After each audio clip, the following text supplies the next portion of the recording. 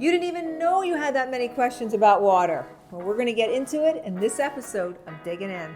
Cheers.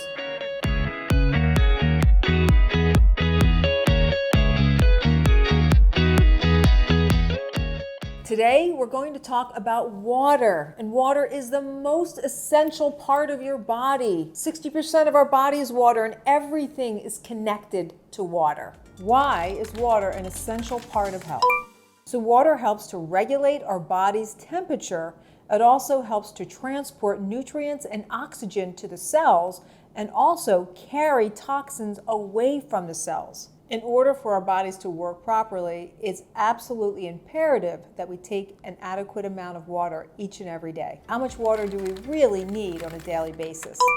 Well, we know it's critically important to have water in our diets every single day, but there's been actually very little scientific consensus as to how much water we should have every day. The truth is, there's actually no magic formula to how much water we need every day. It depends on a number of variables like our age, our weight, what state of health that we're in, the climate that we live in, what kind of physical activity do we do during a day, are we pregnant? It depends on many different things. You've heard the standard rule, drink 8 glasses of water a day, but what this discounts is all the other ways that we get water. According to a 2004 report, Americans get about 20% of the water that they need through food that we eat. So between all of the food and water and other fluids that you consume in a day, how much do we really need? Actually, the recommendations are all over the place, but let me tell you what has worked for me and my patients for many years. And it's an easy formula. You just take half of your body weight, so if you're 100 pounds, it'd be 50, and you put that in ounces. So half your body weight in ounces is a really good place to start for hydration. What happens to our bodies when we don't drink enough water?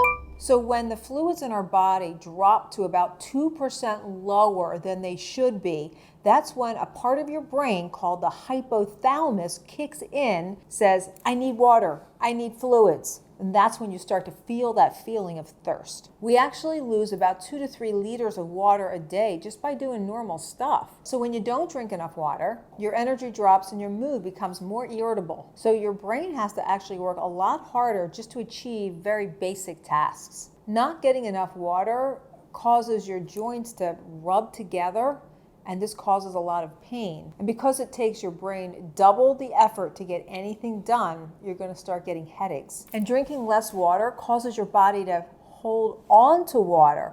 So a lot of times when you have that bloated, puffy feeling, it's actually dehydration. And if you don't get enough water, you become very constipated. What temperature should I drink my water?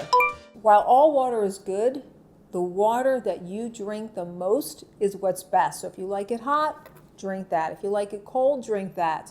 I personally love room temperature water.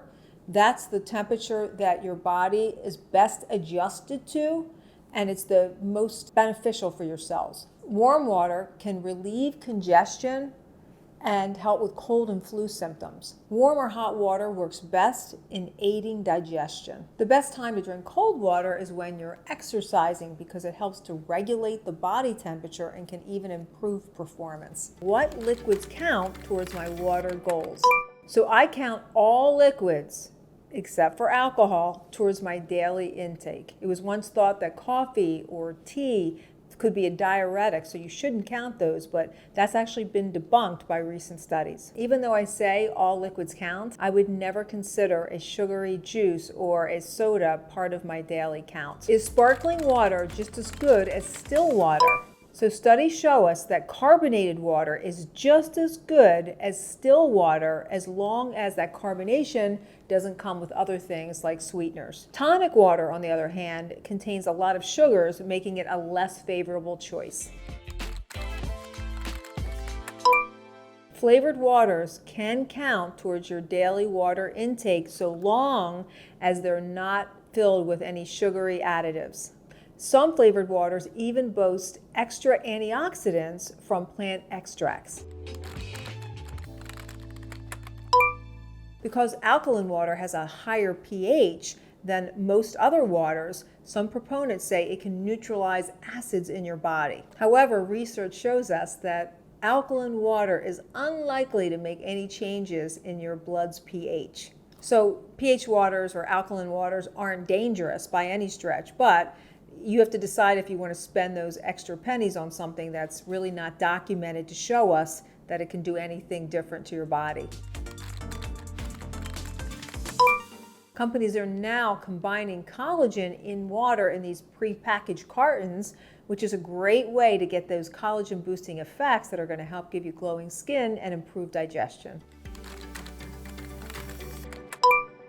Chlorophyll is a substance that gives plants that green color, and it's also known as a great antioxidant to boost health. Chlorophyll is becoming all the rage, and manufacturers will tell you that they do so many different things. And I don't know what chlorophyll can actually do for you because the science is just not there. I just know a lot of people feel better drinking this green stuff. So just keep in mind, you can just eat green fruits and vegetables and likely get the same thing. A lot of people just like to drink chlorophyll, especially when it has that minty flavor, because it makes them feel good and you feel like it deodorizes and cleanses out your body.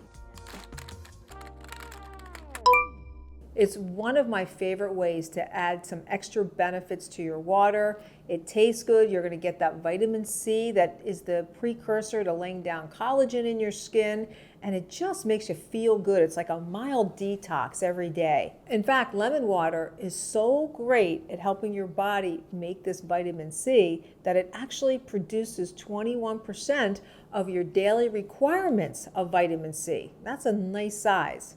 And did you know that one squeezed lemon provides 21% of someone's daily vitamin C requirement? It does a great job cleansing out your system and helping detoxify the body by increasing your enzyme function. Okay, so that's another episode of Digging In, and if you have more questions, send them my way.